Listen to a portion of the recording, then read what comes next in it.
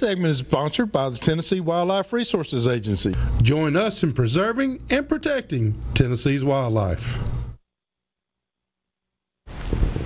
All right, welcome back, everyone. You can call us here at 737-7767 for questions you might have about Louisiana and redfish. Redfish, bass fish, bass fish. It's just a darn shame you weren't in the tournament. You might have won that thing, man. Man, I was pretty hard on them that day. And I like those hook setting techniques you Well, use. I wanted to make sure I showed everybody the proper hook set technique, on the largemouth bass. You just don't use it on the redfish. No, you don't use it on the redfish. That's how I'd know the difference. I would catch the bass, and when I felt one that I'd miss, I'd know it was a redfish. Yeah, man, because they barely kind of get that bait and pull on it just a little bit, and you can't set it. You have to wait till he's got a hold of that bait. He's got to have it. And I have fished redfish quite a bit in Alabama and Florida, but it's just a different technique. I've not really done it the way that we did it. People don't understand that redfish, that bone around his mouth is really thick. Yeah. Mm-hmm. And if you barely get that, he's going to come off. Yeah. So you got to wait till he's got it in his mouth further back before you set the hook. Yeah, well, he really needs to be kind of almost swimming away from you. Yes. And then just don't set. Just basically tighten up and start reeling. Well, Wes, I mean, we know you're with Tennessee Deer Hunters, and you do that Facebook page, and gotta say, man, going from the last time you were on the show was like 36,000, I believe, members, and now it's 53,000. Yeah, we're at members. 53, starting to grow fast again. Yeah. So now everybody's talking deer. So I mean, that's back up. The August hunt picked everything back up. Got everybody excited. It's been pretty record. Busy, hasn't it? I mean, this is going to be history made this year. It really is. With this August hunt coming up, and don't know it. None of us know how to hunt it, really. That's right. I mean, we've got ideas. Don't get me wrong. I think that's what's so exciting about it. It's guys like us that's done this our entire lives and live for it. I mean, love every day of it. But we get to do something new. It's different. We've never done this.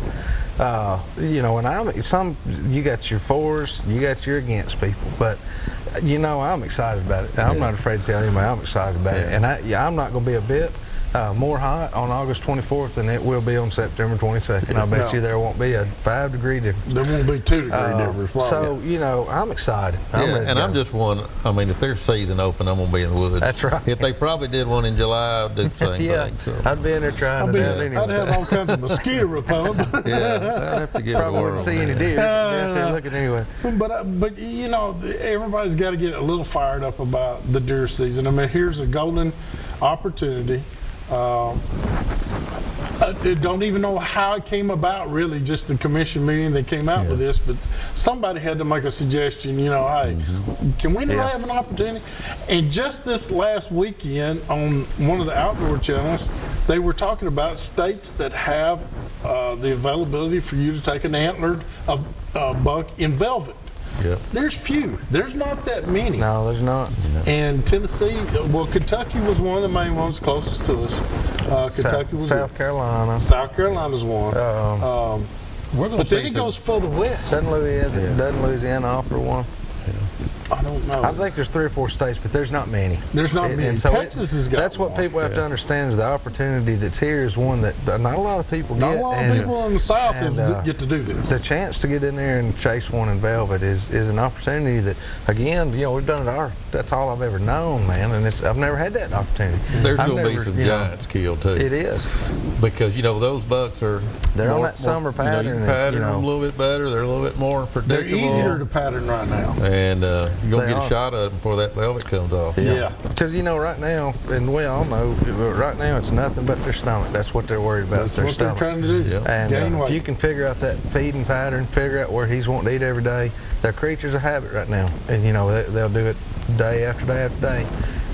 You can find that right acorn tree or persimmon tree, whatever it is you're going to be hunting, and get him patterned. It's a real thing. I hadn't thought about that till you just said that.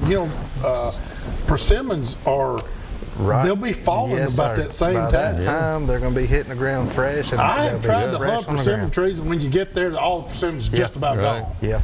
And we're talking about like the 22nd of September. Be a perfect time, because you just usually catch like the last couple of weeks of the drop, and you'll be on the first couple of weeks of the persimmon drop.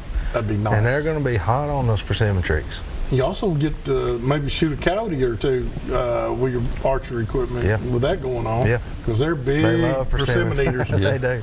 But other than that, I mean, guys, the what's going on with the state of Tennessee right now is, I think we're living in some exciting times. I think some things are changing for the sportsmen.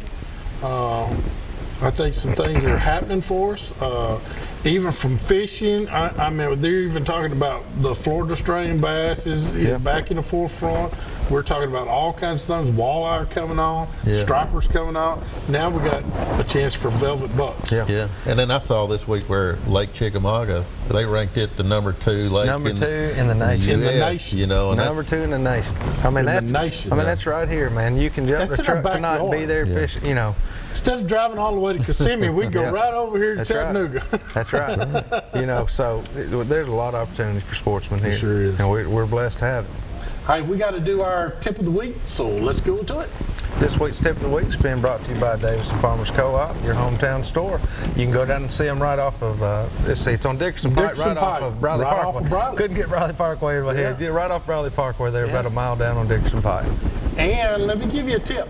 We just kind of hinted around to it. Wes is the caretaker or proprietor over Tennessee Deer Hunters. It's a Facebook page.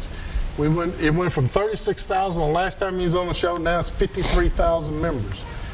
Ladies and gentlemen, this week's tip is, if you want to learn more about what's going on, I know you hear Hank Parker and Bill Dance and all them talk about Doc Talk. You know, Doc Talk. Gerald Swindle talks about Doc Talk. Well, what a great place to go is sit there in the evening after you've done some scouting, get on the internet, go to Tennessee Deer Hunters on Facebook and learn what's going on across the whole state. It's like having a drop tailgate where you can stand there and talk to 53,000 people. It's awesome. You can learn. There's more information at your fingertips right now than there's ever been. If you'll just listen. In history. Yeah. And there's some guys on there that post, you know, that, man, I'm telling you, it's great information. Now you're going to get, now I'm not going to tell you everything's 100% true, because it's 53,000 people. You ain't never going to get all. I mean, but you'll learn, you know. You'll learn a lot. Yeah, you do. And you're just going to have to weed through it. Yeah. You know, just the latest news, just informative source, you know, of things going on in the state. Plus, he has some great admins, if I do have to say so myself. And so it's regulated very well. Come on. I mean, I never push myself. You do get some, I mean, all jokes aside, you do get some, but man, it's awesome. I suggest it to everybody. It is. The one other thing I wanted to say is, if you ever want to know what's going on, is the rut on? Is it post-rut? Is it pre-rut? Is it, what are you seeing from deer? East to west. Get on there and talk, and these guys will tell you. That's right. Guys and gals. There's guys and gals. It's not just all guys. It's gals too. From all over, so you can follow that rut. So. And you can sit there and follow the rut and know when it's peak time to get out there. And hey, I saw every deer I saw, but it was between 11 and 2 today. Yeah, that's right.